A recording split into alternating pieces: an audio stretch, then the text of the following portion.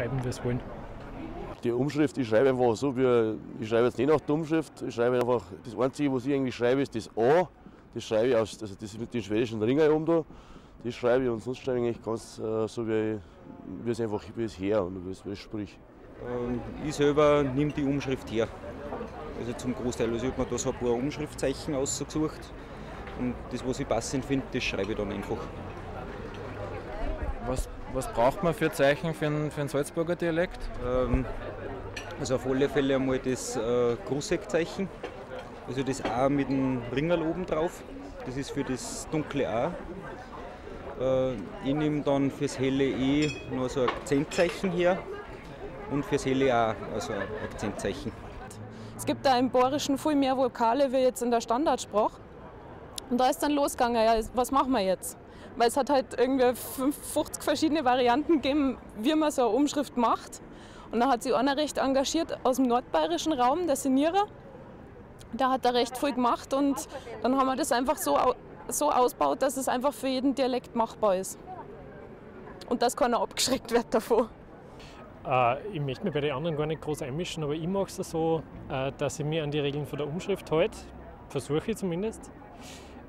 Wobei das ist ja auch, man muss nicht alle Zeichen nehmen, die da vorgeschlagen werden. Man kommt da ohne ein paar aus, weil man die in Wirklichkeit nicht unbedingt braucht. Aber ich nehme dieses Ringerl über dem A her, was eben das dunkle A ausdrucken soll. Dann tue ich E unterscheiden, das geschlossene und das offene E, genauso beim A. Und Nasalierungen tue ich auch noch markieren. Es gibt ja keine ähnliche Sprache nicht. Aber man merkt halt da, wenn man es noch schreibt, dass es eigentlich da wieder ähnlich ist. Das kann ich so bei Feit. Weil vom Hören ist es eher weiter wie vom Schreiben, finde ich. Also da schreibt man noch einmal Bozen mit O und Z ohne E und dann mal Borzen mit O und A. Also das hängt davon ab, von wo der Sprecher kommt. Und so schreibt er dann auch den Ort. Aber natürlich wird man bei so einem Ortsartikel versuchen, möglichst die Aussprache von den Leuten vor Ort zu nehmen. Sie müssen nur am einfachsten. Das ist eigentlich keine Fremdsprache sozusagen. Ja, sondern es ist halt, wie man redet. Das ist halt niedergeschrieben. Mehr ist es nicht. Wenn man es laut, wenn man es sich vorsagt, dann versteht man das ohne Probleme. Schwieriger wird es schon, wenn ich zum Beispiel über Andreas Hofer schreibe, nicht? Der gegen die Bayern gekämpft hat. Nicht? Dann ist er für die Bayern auch wichtig. Nicht? Und die werden vielleicht ein bisschen anders über ihn schreiben. Also, obwohl sie vielleicht das Gleiche meinen wie wir Südtiroler. Und was sind jetzt eigentlich so die Themen, wo du schon Artikel geschrieben hast, beziehungsweise wo hast du angefangen und was hast du schon als beitragen zu dem Ganzen? Also mein erster Artikel, glaube ich, war über Slowenien. Also ich habe halt meistens dann von der Deutschen übersetzt und von den anderen Wikipedias noch. Hauptsächlich schreibe ich momentan also über Ortschaften hier im Land Salzburg.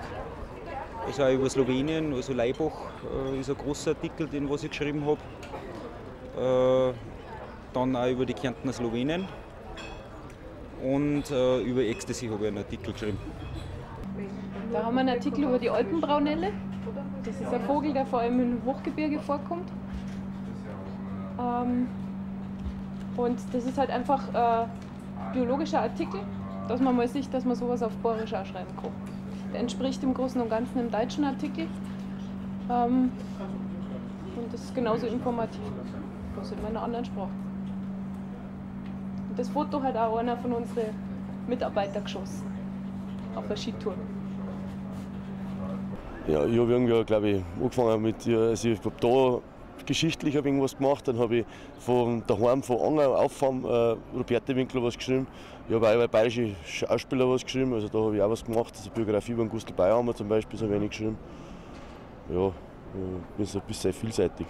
Der Artikel ist jetzt ein gutes Beispiel dafür, dass wir nicht nur übersetzen aus der deutschen Wikipedia, sondern wir schreiben halt auch teilweise Artikel von Grund auf neu mit einer ganz anderen Struktur. dreht sich um dasselbe Thema. Der in der Deutschen ist jetzt auch nicht unbedingt so umwerfend und deswegen habe ich den gleich von Grund auf komplett neu aufgesetzt. Und man sagt halt jetzt Verschiedenes über Bildhauerei, also theoretische allgemeine Sachen, wie es halt in der Enzyklopädie reingehört. Es gibt dann auch noch einen kleinen Absatz über die Bildhauerei, speziell im Borischen, weil das halt auch Sachen sind, die in der deutschen Wikipedia zum Beispiel überhaupt nicht angesprochen werden.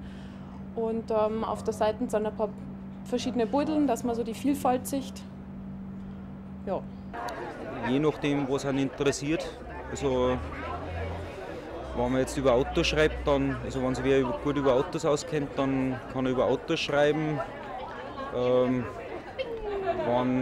Wenn jetzt wer über Sport schreiben will, dann kann er das machen. Also man muss nicht, glaube ich, ein besonderes Wissensgebiet haben. Also was einen interessiert, über das Thema sollte man dann auch schreiben.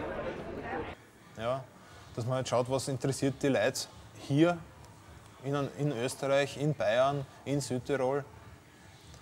Ja, was interessiert dort die Leute eigentlich? Ja, also was schreibe ich da rein in eine Enzyklopädie, die so quasi ein bisschen einen Grundstock, ein bisschen Allgemeinwissen umbringen soll. Wenn ich eingebe Salzburg,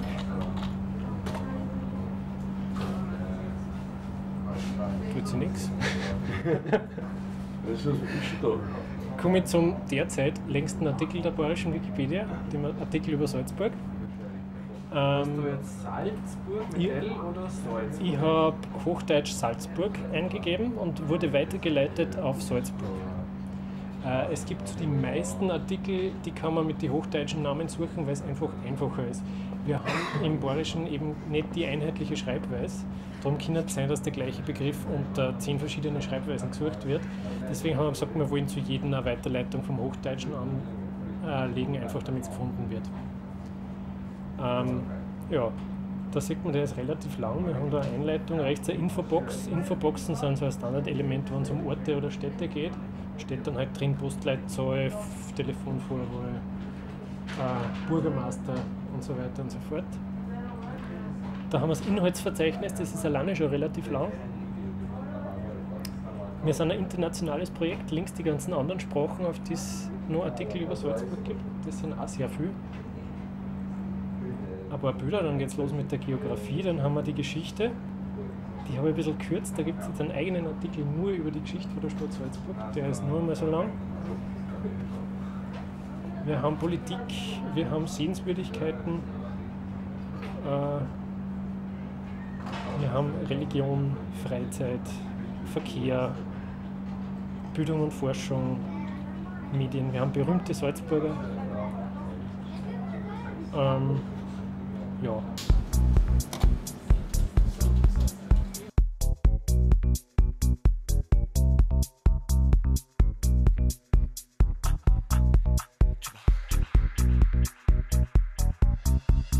Das ist der Artikel Wern. Der ist im Vergleich um einiges kürzer, wie man sieht. Und er besteht im hinteren Teil fast nur aus Listen. Das sind Sehenswürdigkeiten, das sind die Bezirke. Es ist wenig, es ist ein bisschen was zur Geografie, aber es gibt zum Beispiel keine Geschichte, es gibt keine Politik, es gibt keine Wirtschaft und ich glaube, da ist ein Betätigungsfeld, wo jeder was wissen kann und dazu schreiben kann. Man sieht auch, wie viele Artikel noch fehlen, wenn man so durch einen Artikel geht. Die ganzen roten Begriffe, was so verlinkt sind, die gibt es noch nicht.